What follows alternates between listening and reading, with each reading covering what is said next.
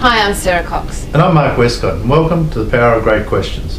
And today our special guest is David Walker from Coretruth. Welcome, David. Thank you. And as you know that we are very passionate about the power of great questions, David, how do you feel about the power of great questions? Well, certainly in the context of how I work with them anyway, I see questions or great questions as being an opportunity to open up your awareness, open up and perhaps crack open a situation to get people to, or to get myself, but to get other people to ask a different quality of question, not just to go with what's sitting on the surface. So yeah, I believe really good questions are useful or vital, really, if your intention is to know why you do the things you do on a more deeper level. You know. And do you feel that they build relationships? Well, for me, certainly part of when I'm working, I would say that communication is everything. So questions are a part of that communication. The more that you're willing to push the edges with your communication, perhaps, bring in vulnerability with what you're talking about, that builds relationship. I've yet to see anybody who judges somebody harshly when someone is being vulnerable. In fact, it kind of does the opposite. It tends to attract people in when somebody is willing to take a risk with their communication. It's one of the great dangers in life, I think, and a lot of salespeople fall for this too, is everyone wants to talk about themselves, don't they? When they start a conversation, it's kind of like, hey, hi, I'm Mark, let's talk about me for a while. Whereas with the greatest strength in the world is actually starting with the questions, isn't it? And great questions. So really handing it over to the other person and trying to, and as you said, the relationship, understanding what the relationship is and how you can create a greater relationship with that person by understanding what their wants and needs are. You obviously are very good at that in your business, David. Well, the reason why people tend to like to speak about themselves is because, fundamentally people just want to be heard, and so often we don't have that arena, and certainly that's again why I do what I do, because I give that arena to people to actually be heard, and not just so that I'm hearing them, but sometimes it's just about having a provocative question that gets people to speak, and then they hear themselves and what they're saying and what they're meaning by what they're saying. Does that make sense? Absolutely, because I think that's what the strength of a good question is, isn't it? It's actually getting people to think about things and look at things in a different way that maybe they haven't done before. Exactly. Yeah, Dave, you're obviously very successful. Otherwise, Sarah wouldn't have asked you to come along and be a guest with us today. So, may I ask, when you look back over your life and certainly over your professional life, what are the things you're most proud of in regard to what you've accomplished? Let's talk about you. That's a great question. That is a great question. The first one that pops to mind really is when I realized that I was not doing what I was doing for anyone else other than myself. And that sounds a little bit unusual when you're talking about having a business which is about supporting other people. But fundamentally, I realized that everything I do, I'm doing for myself. Right. And that was a really big turning point for me, and certainly changed the energy of the way that I turn up in business, and certainly when people who come to me then practice that in their life, they certainly reap the benefits of that. Okay. And there's a lot of emphasis that's placed on people doing things for other people, and then taking credit for the shifts that occur, when in fact nobody can really do that, only the individual. You can only really shift anything that's going on in your life through awareness, through great questions, through challenges. So I guess that's the first one that comes to mind anyway. Okay, but having said that, I think people who ask great questions like yourself, we can facilitate people to make progress. So whilst we can't make progress for them, yes, I think facilitating and asking questions is what actually helps the other people to make the progress and make their life better. Absolutely. Yeah, absolutely. I agree. And David, if you were to think about the future, what excites you most about your future and where are you going?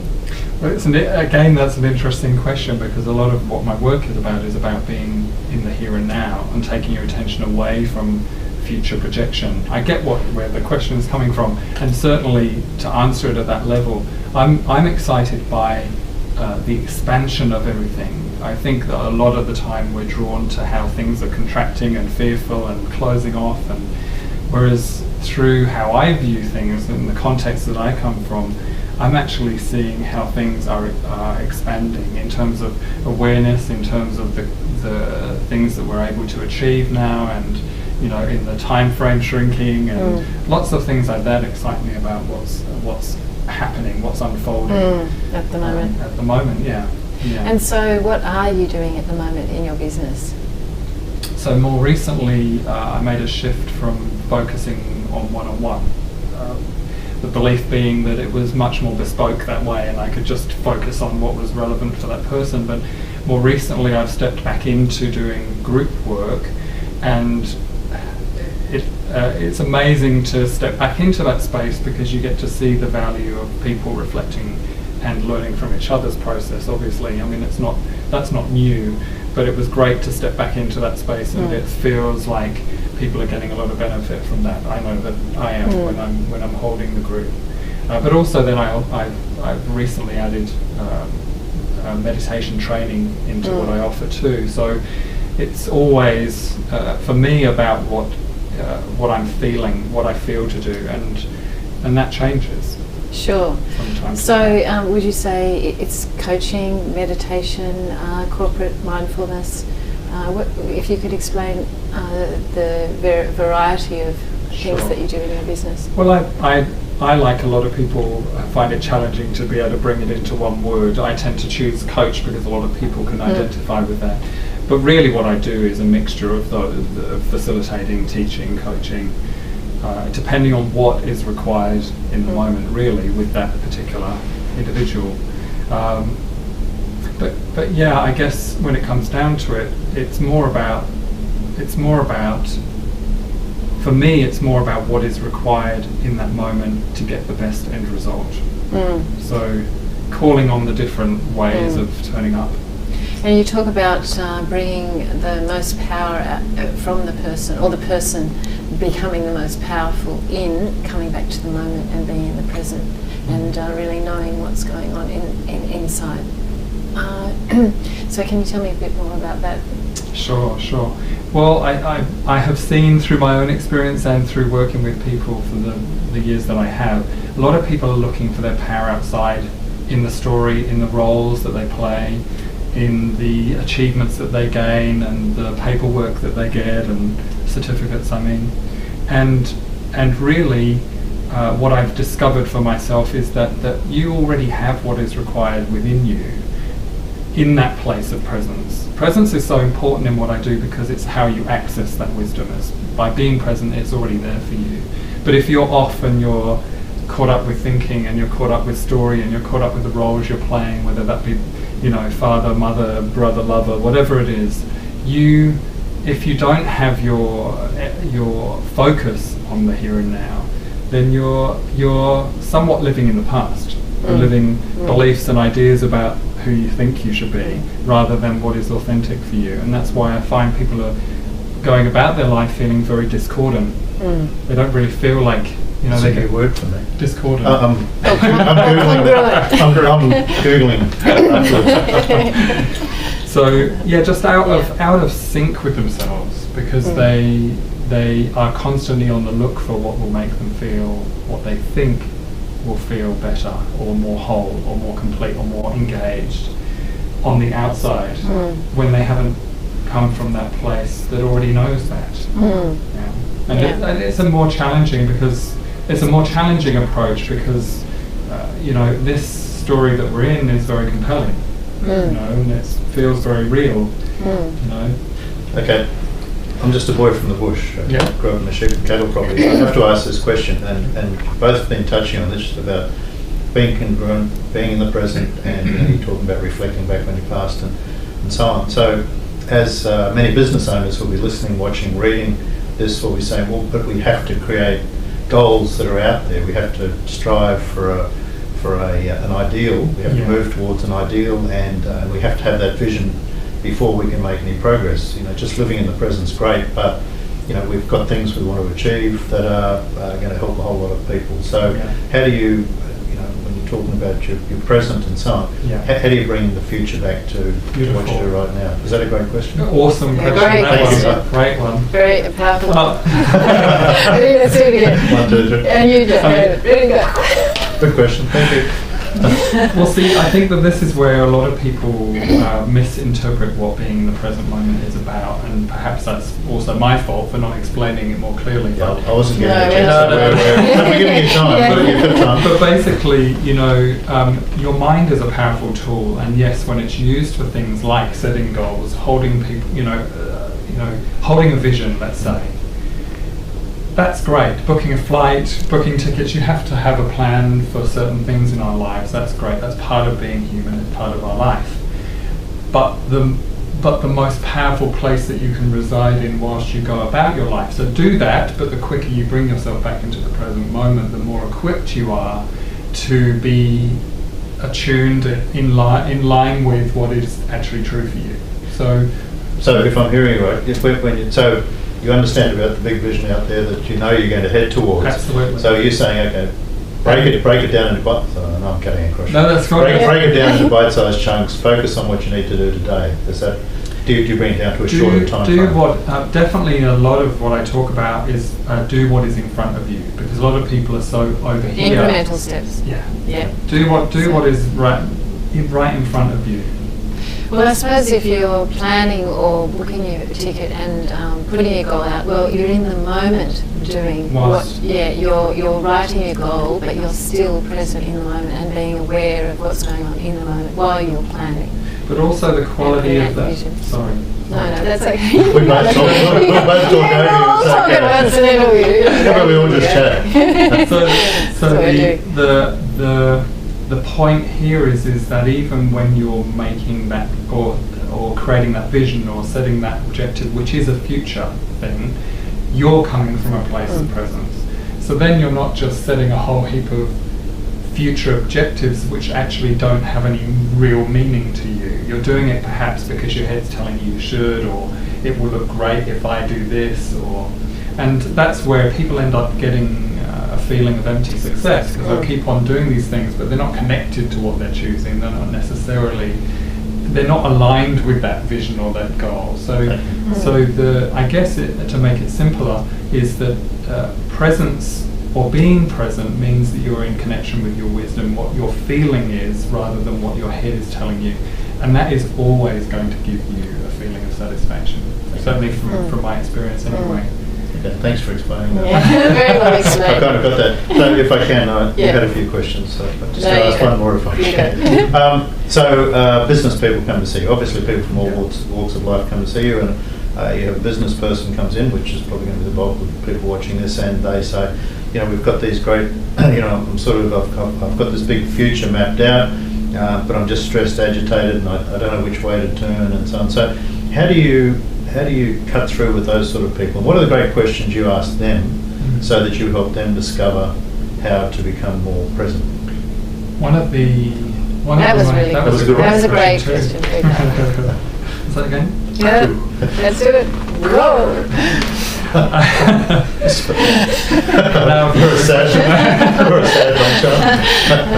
bunch. Easily entertained. So one of the questions that I come up with quite quickly in working with somebody is to ask them quite upfront, do you love what you do?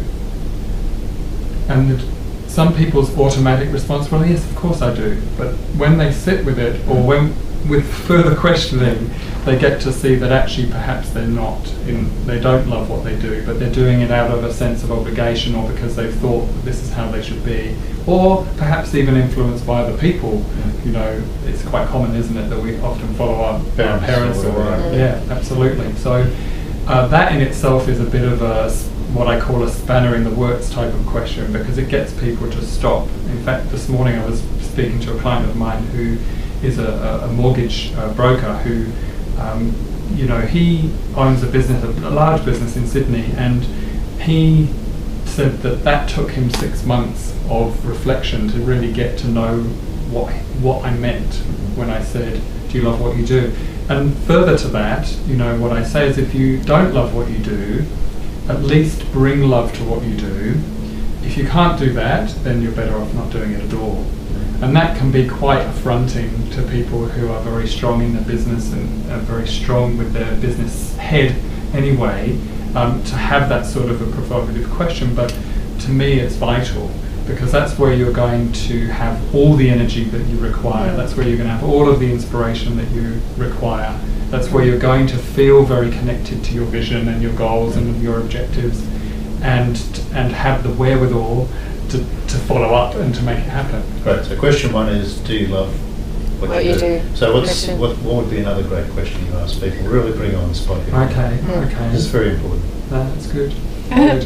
Often what I would, well, I actually prepared a list so that you could have those as well. But basically, another one would be, often it will be somebody would turn up in a coaching environment with me and would express what's going on for them, let's say.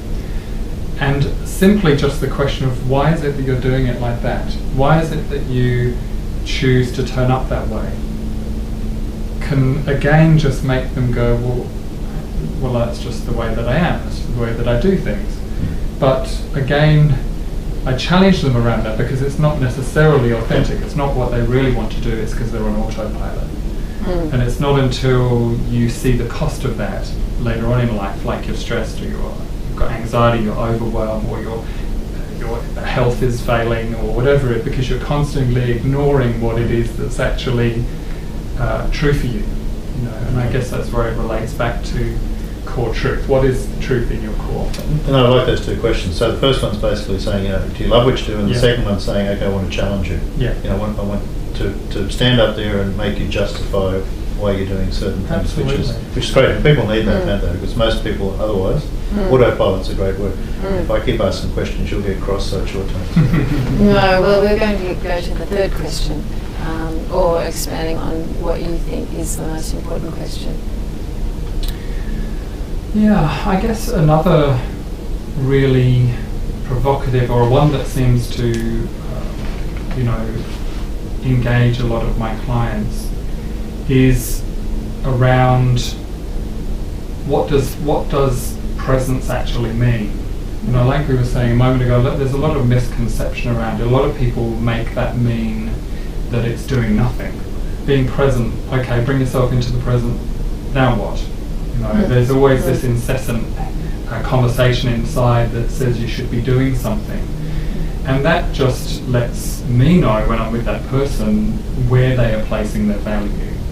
So if you haven't got a connection to your own intrinsic value, being here, being who you are, then you're going to continue to be out there finding your value rather in what you do, rather than who you be. When you have it with who you be, everything then starts to unfold. And as you've said before, you go into flow, which I think is more commonly understood now, what flow means. When you notice things coming in to support you, you're not expending so much physical energy for things to get done, your businesses start to flourish almost accidentally. People just come into your lives at the right time, all those sorts of things. All of those serendipity, really. Well, it presents the mind-body connection, which is the essence of what we are. Is that correct? Yeah, absolutely. So, but I do have to ask this question. I'm harping on this, but how do people identify what is their truth, what's their core, what's their real value? Oh my gosh, that's a multi-million-dollar question. Yeah. Absolutely. Is there an answer? Well, you talk about it a lot. I'll answer it from another perspective. So, and that is to come at from the end to the beginning, if you like. So, a lot of people, as we, from just paying attention to the people around us, avoid feeling. They avoid feeling uncomfortable. They avoid feeling pain. They avoid feeling embarrassed, or then some people even avoid feeling happy. Yeah. Yeah, absolutely. There are people who affectionately I term the dark bottom dwellers. For them, when they're actually That's great. I love it. when they're actually just addicted to that behaviour somewhere in their life, they've learned that that's how they get what they want is to play that dark bottom dweller. So yeah, the key thing that I'm saying though is that people are avoiding feeling, and so they numb out what they're feeling, and often when you numb out one, you numb out all of them. Okay. In amongst all of that is your sensation of connection or joy or peace or yes, that feels right for me. So when your focus is on all of this clutter, if you like, and all of the stuff and the avoidance of things, then you also get to miss out on that integrous, connected feeling where you know what you love. You know what you love to have and to be and to do. So. Absolutely. So the saying, Sarah, that we have, simplify to multiply. You'd obviously be on board with that, David. Simplify. Well, maybe you explain. What I mean by that is, in life, there's a number of people out there, and I could start my whole talk on the power of saying no to things. But when you can simplify your life by cutting out all the clutter, the things that you would, congruent word that you guys use, when you cut all those sorts of things out of your life, and you just focus on the powerful few things that you love doing, you're really good at, that generate great results and give you joy and happiness and so on. So that, to me, means if you simplify your life, you actually have more opportunity to have a greater life, more success, more achievement, and in all different fronts. I call it doing the cleaning. Okay, cleaning up the mess. So when having sessions is really a lot of the time is just about doing the clearing, getting clearer. I use the term letting go very loosely because I don't know that we ever really get to let go of anything. It lets go of us, if you like. If you start to fine-tune your focus, you learn how to focus your brain, focus your attention on something else, then this bit will gradually fall away anyway. Behaviour, right? Bad behaviour, yeah. I really agree with that. And with the question, if you were to ask someone what makes them feel the happiest or the most satisfied or fulfilled and purposeful, and someone comes back and says, I don't know, what would you say? What would you ask? So if I was to ask them what makes them... I'm just the process of asking a great, powerful question. If you were to ask that, because that's at the base of where we're motivated by our passions and our purpose and fulfillment and satisfaction and happiness, or those driven goals. If they haven't discovered what that is, they don't know what that is. Or if they come back to you and say, well, I don't know. In simple terms, and it comes up quite a lot in sessions, and that is, if you are here within connection with yourself, when you are present and you're connected with that space, it's impossible for you not to know. I know that with a certainty. If you don't know, it's because you're focused on the clutter. And our mind can be filled with a lot of things that can keep us out of the moment. And so, again, it's a training process. If you train your tool, your valuable tool, which is your mind, to be focused on what is true or what feels good within you, at the negation of giving the energy to the things which are all the clutter and the stuff and the beliefs and the ideas and thinking and obsessive self, then you can't help but know. It comes to you. And if you were to ask someone that question and they said, this. So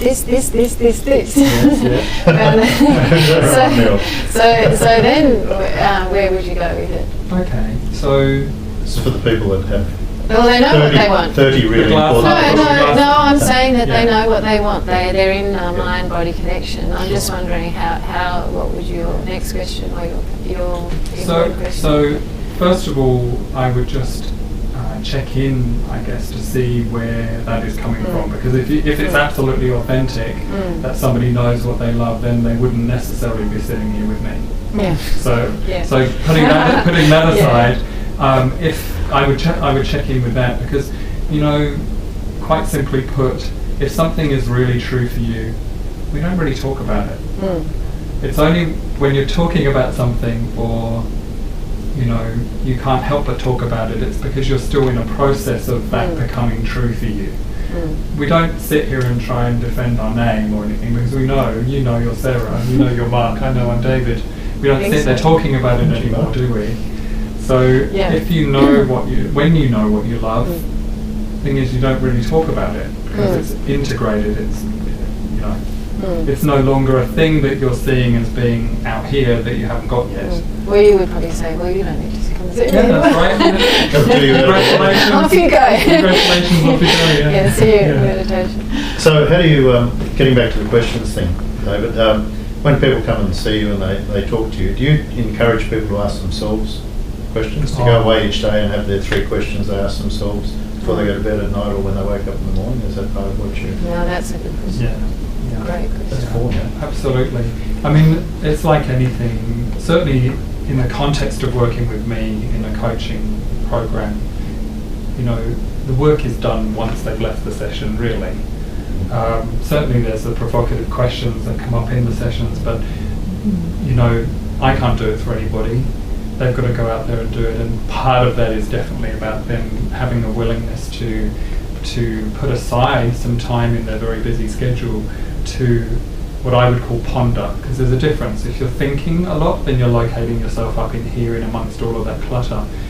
But pondering is probably the better way of putting it, pondering being a bit more reflective. I haven't heard that word for a while, ponder. Yeah, so just ponder on it, because it's more gentle. You're not sitting there with an agenda trying to make something happen. You're just allowing that to see how it feels in your body. And again, that means that you're developing a relationship of connection and trust with that feeling, rather than having to constantly be looking for a rational, logical approach. And it's not to negate that, but just to have it be, to come back into balance again. To be in that stillness. Yeah. Okay. Yeah. Oh, No, I was looking at you because I thought you had a wonderful question or a great question. No, because you were looking like I've done 4 already. How many more do you want? Quota. I mean, how many good questions do you want me to ask, Sarah? Really? Do you want one more? So how do you see your business going into the future, and with what you're doing in the now, in the present? What's your vision? Okay. So how I tend to see my business evolving is by paying attention to what's been turning up in sessions with my clients and what I've been noticing. So if I'm noticing something perhaps in the media or in the story around me. So one of the more recent things is where I feel like there isn't really a strong sense of leadership in our government.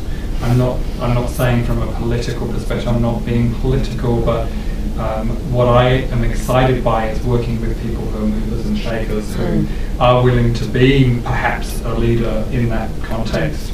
And because the space is open, as far as I'm aware, people are yearning or looking for that very clear and very loving type of approach when it comes to leadership. And the door is wide open as far as I'm aware. So what that means is, again, if I talk perhaps a little bit about energy, energetically that's going to draw something into place. And I see that Coretruth is about, doing my part to find people who are willing to be in that space. So is your market really, and I'd like to talk about the sort of people you work with, do you do a lot of work with entrepreneurs, or are they the sort of people that you're drawn towards working with? From when you talk about the leadership, you've just been talking about wanting to deal with people who see great vision and want to be leaders. I mean, they're the sort of the entrepreneurs in the world, aren't they? So is that kind of where you're headed? Entrepreneurs, yes. Business owners, people who can make decisions. Everyone can make decisions ultimately, even if you're an employee. I just see that the journey is a whole lot easier when you're in a position where you can make a choice. That's all. So, or not so much that you can make a choice, because again, we are all making choices. But what I mean more specifically is that somebody who can decide something quickly and follow through, without getting caught up in. Absolutely, and you're dealing to then with people that are going to make a bigger difference too, aren't you? You know, the business owners, the entrepreneurs, Yes. you can deal with them in a short period of time. Exactly. That's going to multiply results out in the world. So you then feel Absolutely, better about it. absolutely. And the way that I structure things is not a time versus value proposition. You know, mine is more about, okay, let's go for the end result. So if we've got that end result in 10 minutes, in between 7 meetings in the day, that's powerful as far as I'm concerned, rather than spending an hour or 2 hours or something, which is important occasionally, but you know, we are living in this plugged-in world. You've got to make it work. For me, it's about That's making it good. work within the structure that you have, at least until you choose for it to be different. And with the role of leadership, do you, because you know the traditional role of leadership, and we're moving into this new role where the world's uncertain and it's changing. We need to be adaptable and resilient, mentally and behaviourally flexible. What are the most important things that you would like to have benefit in helping instill in leadership, the role of leadership? Awesome question. Because I think this is one of the furphies that we pull over our eyes all the time, and that is that nothing actually has ever been certain. But we keep striving for that certainty, and it's not achievable, really. You know, we just need to look at our most recent history. It's never certain. So I don't think it's something that has got worse, or that maybe our awareness of it is more prevalent than it has been. But my role in that, or where I see value in what I do, is that with a leadership that's based on your awareness of who you are, or in other words, love, coming from love, meaning that you are referred from the inside rather than being blown off course by all of the myriad of things that are happening outside. Just coming back to here, leadership from within. And taking your attention away from the drama. There's so much craziness that's out there, and it can just fill you up with that clutter again. And there you are. It's almost like you see the game, then it's on one hand it's you're doing the cleaning, and the next minute you're not paying attention and you bring in more drama. And it's like the frog thing at Luna Park. You know, you hit one frog and then 10 come out. You keep on knocking the frogs and keep coming out. So, I hadn't thought about it that way before. You're absolutely right. Well, life can be like that when you forget that really we strive for this idea that things are really stable and should be stable. And so it's a comfortability with uncertainty. Absolutely, Yeah. Absolutely. Great. Not like the frog at Mercer Airport. That was a toad. Oh, that was okay. That's Tanto. Yeah, we really don't know with the aeroplane. That's a very glamorous way of doing it. Poor little twiggy. Poor little frog, maybe. David, look, thanks. It's we're obviously on the same page. I mean, you're obviously a great believer in questions are what really elicits the greatest opportunity to help people change. Thank you for your time, David. Really enjoyed the conversation. Thank you It's for been the great. opportunity to share. Yeah. So I'm Mark Westcott. I'm Sarah Cox. And look forward to the next episode of The Power of Great Questions. Thanks for your time today. Thank you.